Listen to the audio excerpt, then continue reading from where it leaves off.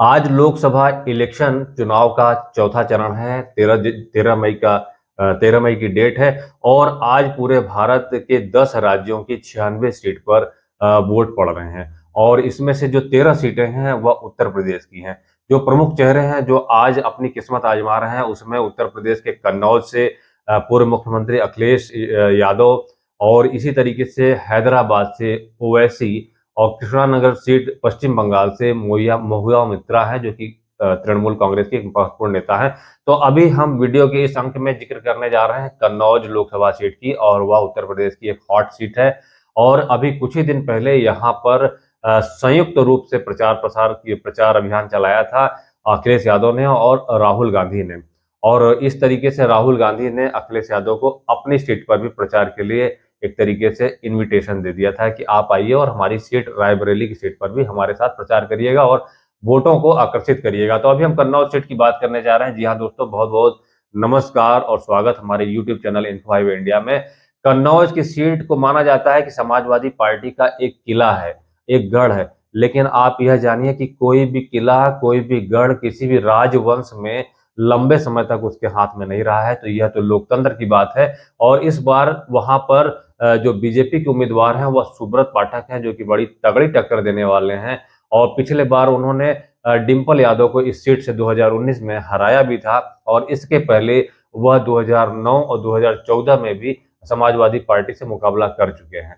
लेकिन उनकी जीत 2019 में तय हुई थी। इसके पहले मैं आपको कुछ बैकग्राउंड बता दूं कि यह सीट बहुत महत्वपूर्ण रही है। इस सीट से राम मनोहर लोहिया 1967 में रहे हैं, 1984 में इसी सीट से शीला दीक्षित रही हैं, और 1998-99 में मुलायम सिंह यादव इस सीट से रहे हैं। इसके बाद 2004-9 अखिलेश यादव रहे हैं, और इसके बाद 2012 और 14 डिंपल यादव रहे। तो यानी कि यह देखा जाए इस दृष्टि से 96 के आसपास इस सीट पर बीजेपी के उम्मीदवार रहे हैं, और 96 के बाद सीधे 2019 में यहाँ से बीजेपी जीत पाई थी। यानी 21 साल बाद वहां का किला गिरा था। तो पिछली बार जो अंतर था डिंपल यादव और सुब्रत पाठक के बीच में, वो यह था कि सुब्रत पाठक को जो वोट मिले थे वह 5,63,34 वोट मिले थे, जबकि डिंपल यादव को 5,50,734 वोट मिले थे। तो जो टोटल वोट पड़े थे वो 59% पड़े थे, और बहुत ज्यादा अंतर नहीं था। लेकिन सबसे महत्वपूर्ण बात कि पिछले बार समाजवादी पार्टी के साथ बहुजन समाज पार्टी का भी गठजोड़ था, जो अच्छा एक वोट बैंक होता है, तो वह उसको शिफ्ट हुआ था।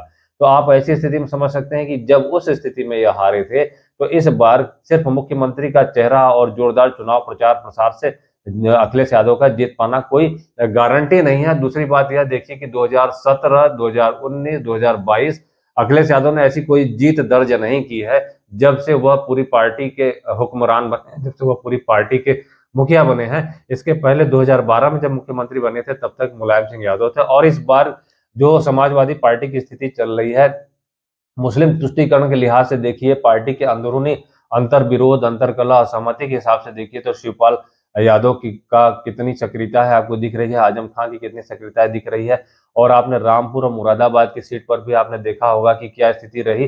तो कन्नौज में भी इसके पहले अपने भतीजे को वहां से उन्होंने उम्मीदवार बनाया था, जो कि तेज प्रताप और लालू प्रसाद यादव के जो कि दामाद भी होते हैं, उनको यहाँ से उम्मीदवार समाजवादी पार्टी ने बनाया था। बाद में अटकलों को देखते हुए, कमजोर स्थिति को देखते हुए वहां से कुछ अपनी भीतरी इनपुट जो उनको मिली, उसके अनुसार वहां से सीट बदल के अखिलेश यादव स्वयं जो है कन्नौज सीट से लड़ने को तैयार हुए। और दूसरी तरफ सुब्रत पाठक, देखा जाए तो जहां अखिलेश यादव का यह एक मजबूत किला रहा है, तो वहीं किले को घेर रखा है मजबूत मोर्चेबंदी के माध्यम से बीजेपी ने। और सुब्रत पाठक की जो पिछले बार जब वो सांसद रहे, तो उनकी जो सक्रियता रही कन्नौज में, लोकल होने के नाते उनको एक अच्छा फायदा मिलता है। वह इत्र के कारोबारी हैं, और इत्र की सुगंध के लिए कन्नौज मशहूर है।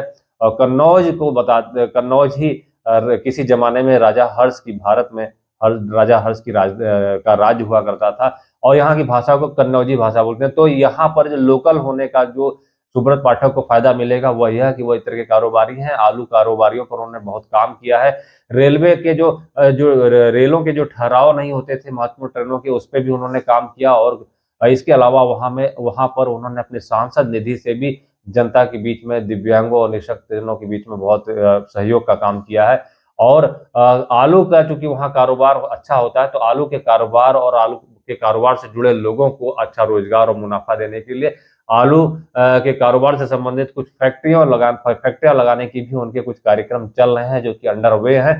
तो इस तरीके से अगर सुब्रत पाठक को वहां की जनता चुनेगी तो उसे ज्यादा फायदा मिलेगा, क्योंकि डबल इंजन सरकार के भी बहुत से फायदे होते हैं। और उस हिसाब से देखा जाए तो अखिलेश यादव अगर वहां के सांसद बन भी जाते हैं तो उनको अपनी पार्टी की जिम्मेदारियों से ही इतनी फुर्सत नहीं मिलती कि वो अच्छी तरीके से फोकस कर पाएंगे।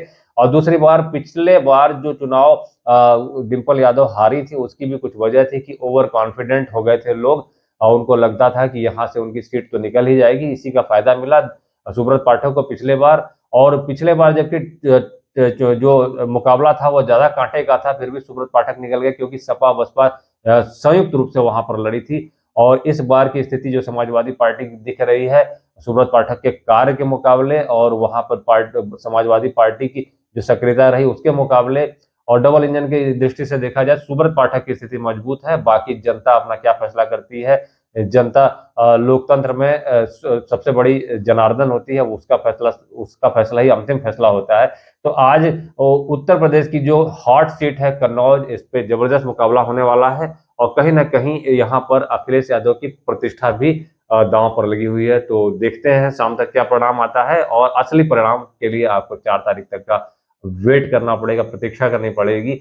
फिर आते हैं कुछ ऐसी समीक्षा के साथ, तब तक के लिए धन्यवाद, नमस्कार, वंदे मातरम।